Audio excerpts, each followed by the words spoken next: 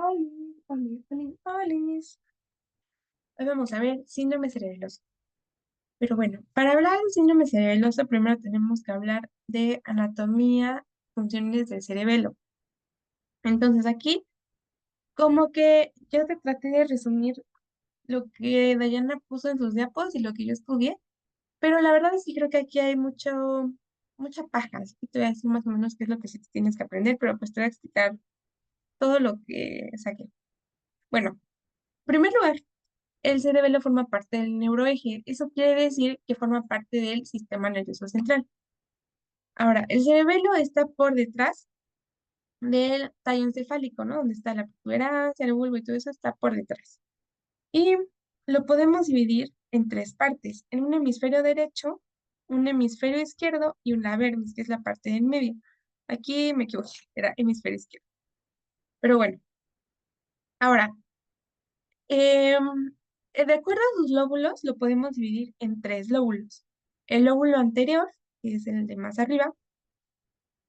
Cuando nos referimos al lóbulo anterior, es lo mismo que decir paleocerebelo, paleo.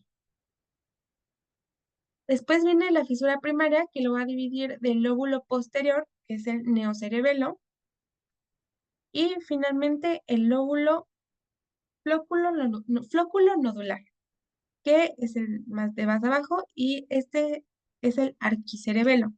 Ahora aquí, pues yo creo que sí, tal vez tendrías que saber qué lóbulo es, bueno, el nombre de cada lóbulo, paleo, neo, arqui. Ujú. Y bueno, después, a partir de esto vamos a tener algo que es la descripción funcional, que, bueno, esto como que yo lo saqué de mi apunte y se me hizo importante, pero ahorita que lo estoy viendo, pues realmente no lo necesitas memorizar, pero pues te lo voy a explicar. Este, bueno, este mismo dibujo es el cerebelo. Imagínate que aquí le metes la mano, aquí le metes la otra mano y jalas el cerebelo y lo separas. Y después lo ves por esta vista. O sea, esto de aquí en medio sería lo que está pegado al tallo encefálico. Esto de aquí de la vermis sería lo que está pegado al tallo encefálico. Por este lado tenemos el hemisferio derecho, por este lado el hemisferio izquierdo. Esta línea que está aquí es la fisura primaria. Entonces, este de aquí sería el paleocerebelo o el lóbulo anterior. Esto de acá abajo sería el neocerebelo o lóbulo posterior. Esto lo pinté de rosa, pero en realidad iba de azul, ¿no? Y esto verde es el lóbulo flóculo nodular. Ahora, se supone que bueno, la vermis, que es lo amarillo, y la zona intermedia, que también se llama paravermis, porque es lo que está al lado de la vermis, que abarca, si te das cuenta, tanto parte del lóbulo anterior como del posterior, forman el espinocerebelo. Después viene la zona lateral, que es lo que está pintado de rosa, que también abarca parte del lóbulo anterior y del lóbulo posterior. Es el cerebro cerebelo o también llamado pontocerebelo. Y después está el lóbulo flóculo nodular, que también se le llama, bueno, esta parte de acá abajo y también se le llama vestíbulo del cerebelo.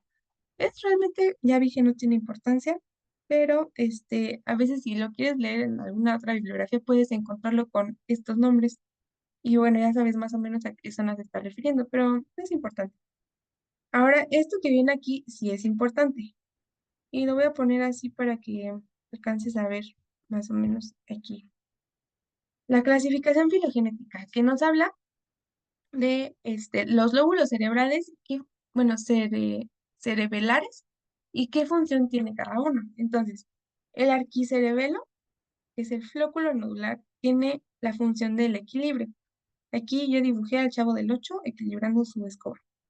Después viene el paleocerebelo, que es el lóbulo anterior. Este controla el tono y control postural. Esta soy yo escribiendo toda chueca, ¿no? Porque no tengo buena postura.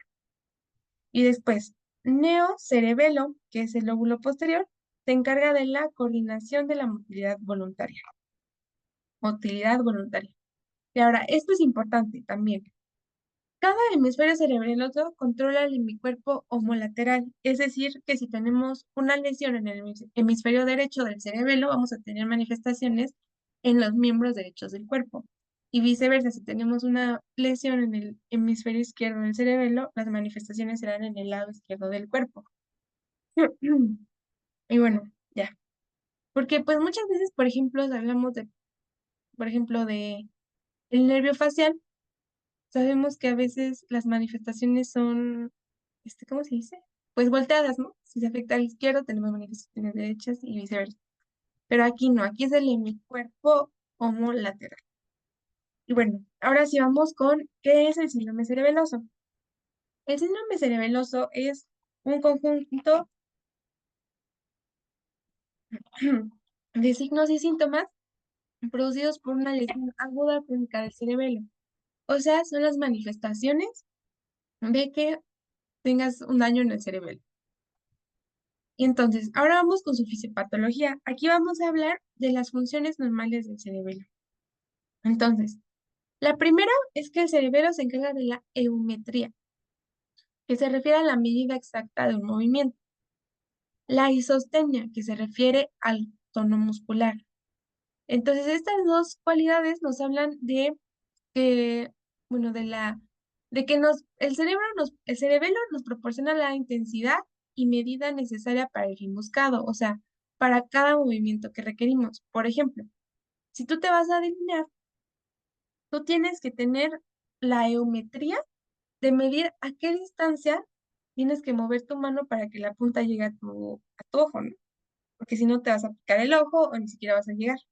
Y por otro lado, también la isostenia, porque si tú aprietas mucho el delineador, te vas a manchar toda. Y si tú lo pones muy poquito, pues ni siquiera te vas a alcanzar a pintar, ¿verdad?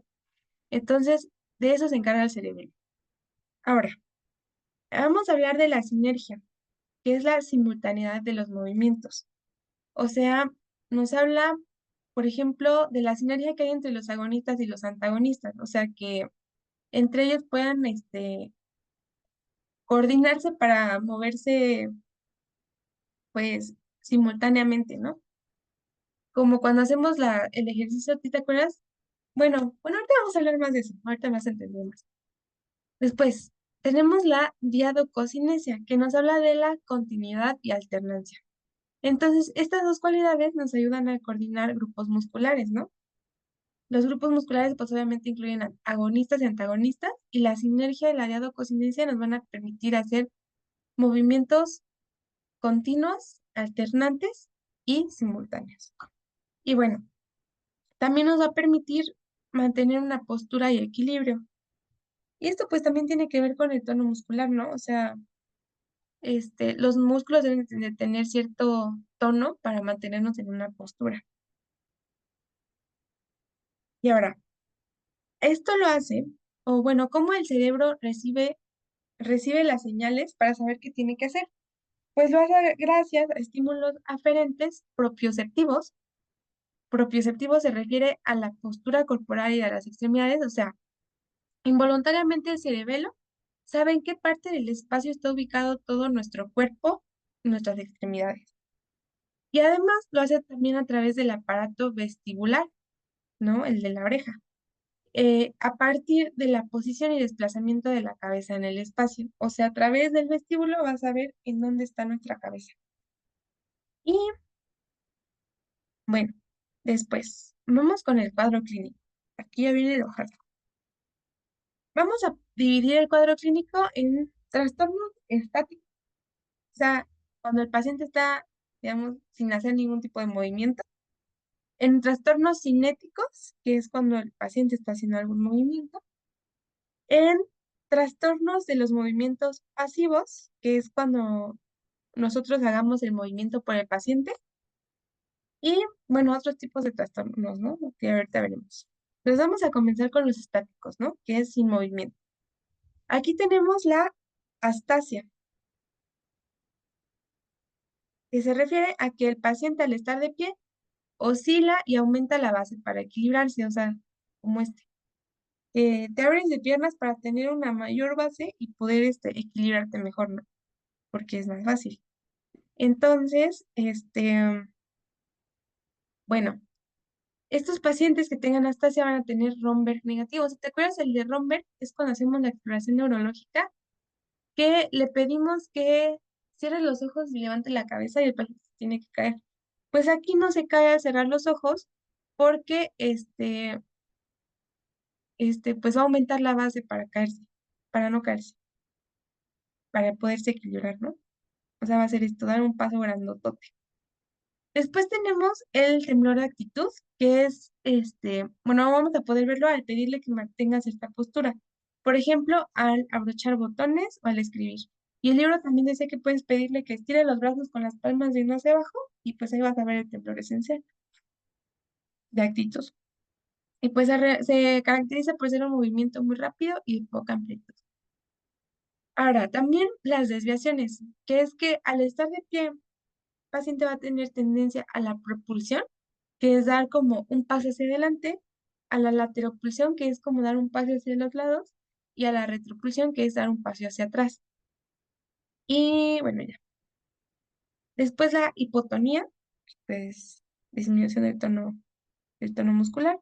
Y luego tenemos la catalepsia, que este término cambia en su definición con el que vimos en psiquia. Aquí se refiere a desplazar un miembro pasivamente y que queden fijos en una nueva posición por un largo tiempo. No sé si te acuerdas que una vez yo te dije que era como un muñeco, que es que tú le levantas el brazo al paciente y ahí se le queda y no lo baja, ahí se le queda. Entonces tú lo puedes poner en la posición que tú quieras y ahí se va a quedar. Esa es la catalepsia.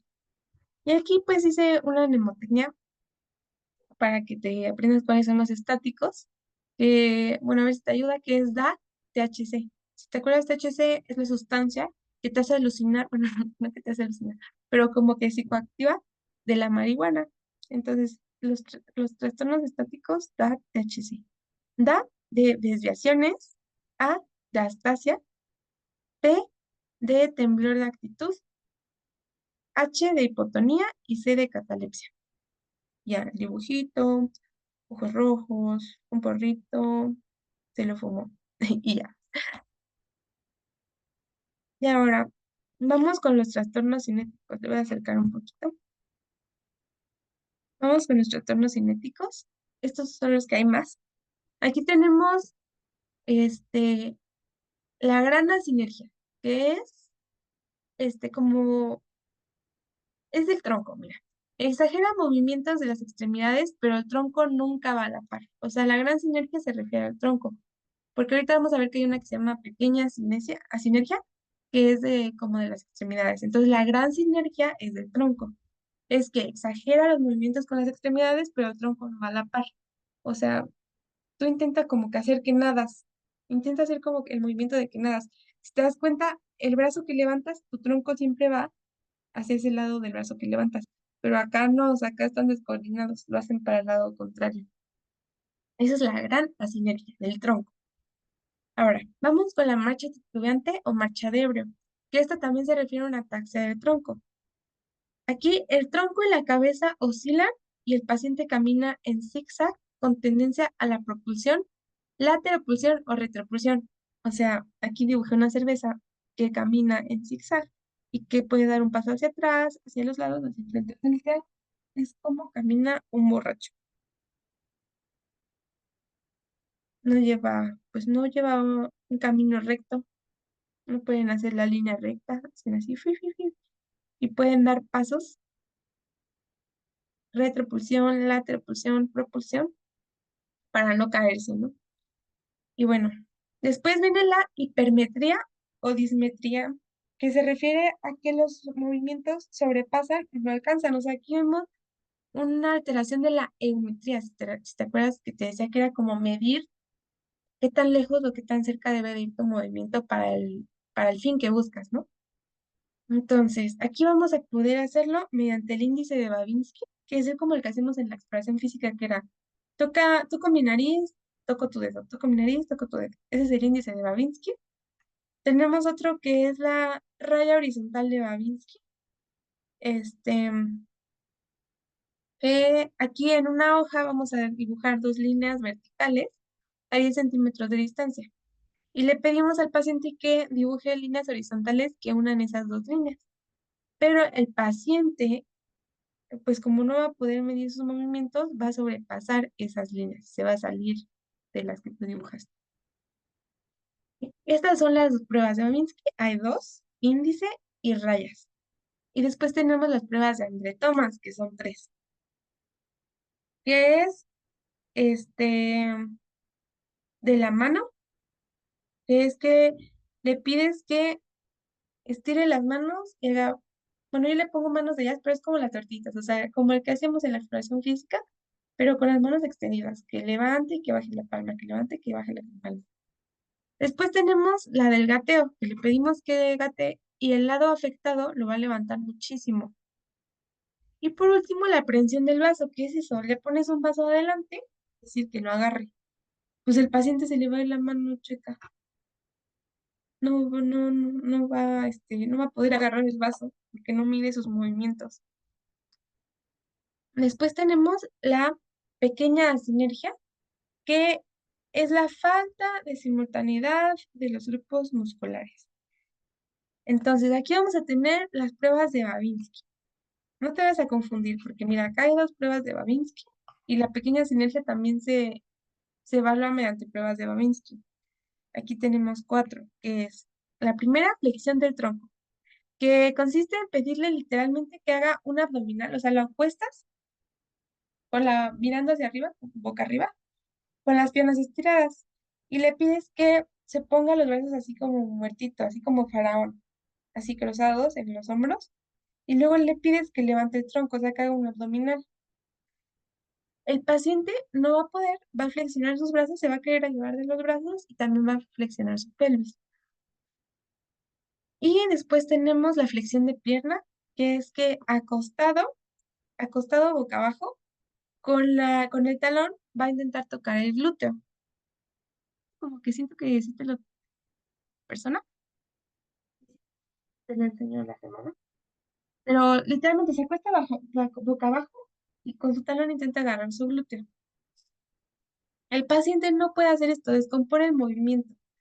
O sea, mira, te voy a prender mi cámara. Me da pena. Ojalá que solo veas tú este video.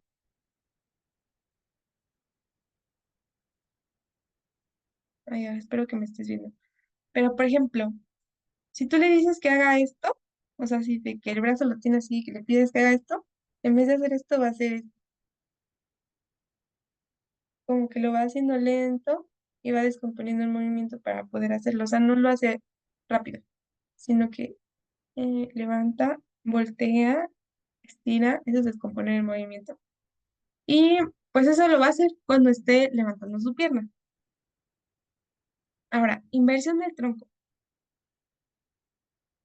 Es esta prueba se hace de pie y le pides que se incline hacia atrás, o sea, como si estirara la espalda.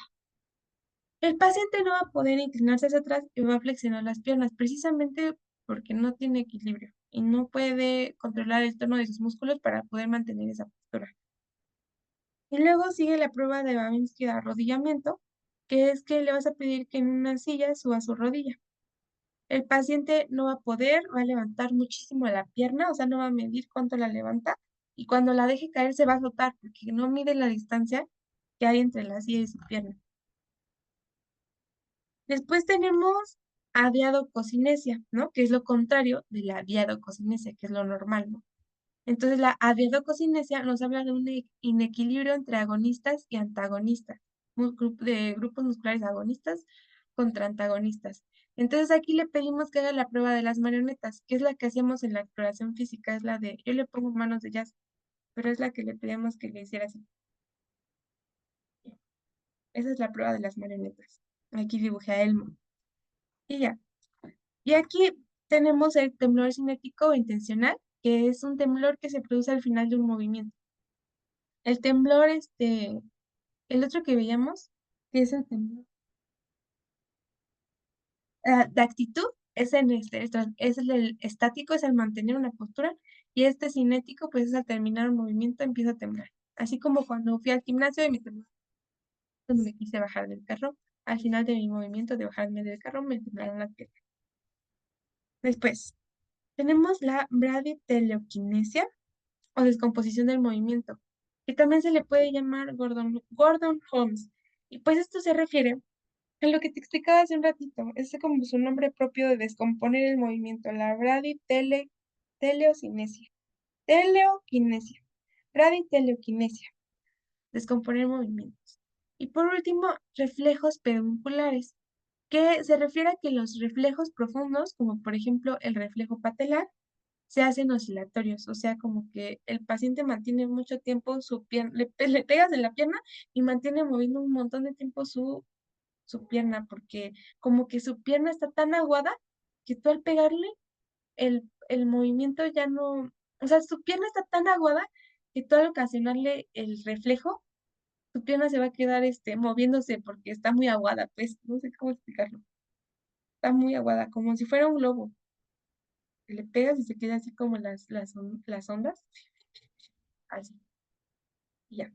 Y entonces para estos movimientos cinéticos hice una mnemotecnia que se llama bajo muy hard.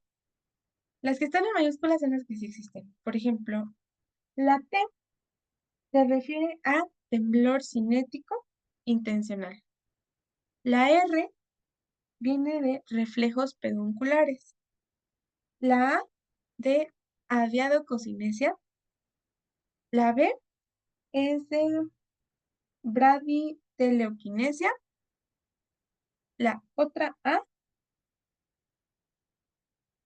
ay, creo que la otra A yo me la inventé. Creo que esta era en minúscula porque esta tampoco existe. Entonces esta, ajo, ajo. Y después la M es de macho titubante o de ebrio, muy. La H es de hipermetría o dismetría. Y la otra A es de asinergia. Y recuerda que tenemos una asinergia, gran asinergia y una pequeña asinergia. Entonces es trabajo muy hard. Y te